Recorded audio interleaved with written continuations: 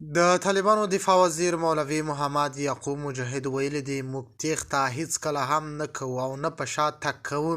د طالبانو دفاع وزیر مولوي محمد یعقوب مجاهد په اسلام آباد باندې بیا شروع کړې ده او اسلام آباد یې خراب کړی. د ډرون بریدونه اسلام آباد حیران کړی دی او ورخطا هم دی.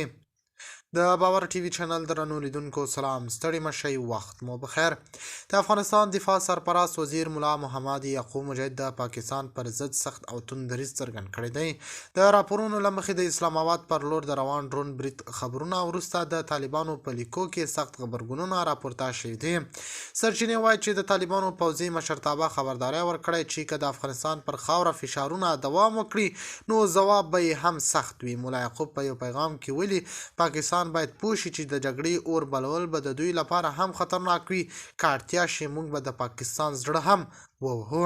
سیاسي شنونکي وایي چې دا څرګندونې د سیمې لپاره د نوي کړکېچ نښه کیدای شي.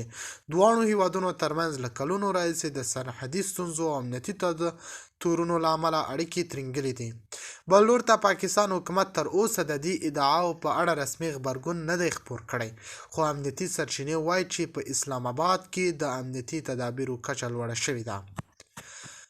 د ځینې راپورونو له مخې دا هم وایي چې د ډرون ټکنالوژي کارول ښیي چې جګړه نوې مرحلې ته داخله شوې ده. که دا کړکېچ نور هم زیات شي نو ښایي د افغانستان او پاکستان ترمنځ اړیکې لا پسې خراب شي. شنونکي خبرداری ورکوي چې هر ډول پوځي ټکر کولی شي د ټولې سیمې ثبات له خطر سره مخ کړي.